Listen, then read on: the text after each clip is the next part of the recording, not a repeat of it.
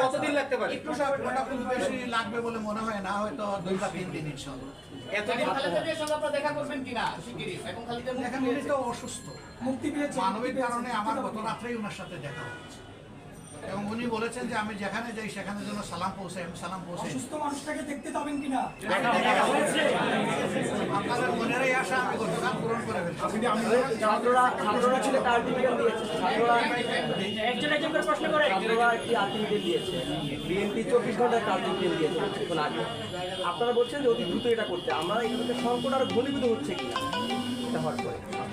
আসলে আমরা এখানে একেবারেই ঘন্টা দিন সময় বেঁধে দেওয়াটা মুনাসিব মনে করছি না। এটার জন্য মিনিমাম হোমওয়ার্ক করার জন্য যা সময় দরকার এটা দিতে হবে এবং আমরা এটাও চাইবো না যে ওনারা এই হোমওয়ার্কের নামে একেবারেই দীর্ঘায়িত করুন, দিনের পর দিন আমরা চাইবো। আমরা আশা করি 2-3 দিনের ভিতরে এটাকে সেটেল করতে। 2-3 দিন কি একটু ঝুঁকি বাড়ায়? ঝুঁকি সে সংকট তৈরি করে কিনা সেটাই। 24 ঘন্টার সময় যদি 24 ঘন্টায় হয় তাই 2-3 দিন হবে কেন? 24 ঘন্টায় যদি তারা পারেন 24 ঘন্টায় করবেন ইনশাআল্লাহ। বিএনপির পক্ষ থেকে দাবি জানাইছে আজকের মধ্যেই যাতে অন্তর্বর্তীকালীন সরকারের রূপরেখা ঘোষণা করা হয়। তাদের এই দাবিও সঙ্গত। আমি একটা প্রশ্ন ছিল যে হেফাজতের নেতৃবৃন্দ আপনাদের সঙ্গে বৈঠক করেছেন আজকে, কি নিয়ে তাদের সঙ্গে আলোচনা হয়েছে? প্রথমে একটা কে বৈঠক করেছেন?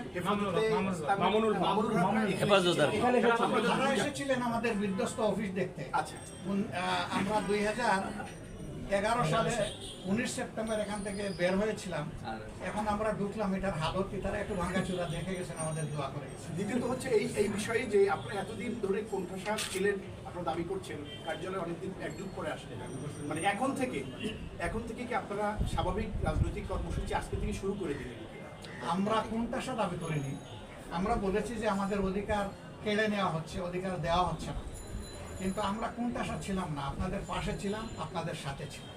Thank you. সবাইকে ধন্যবাদ।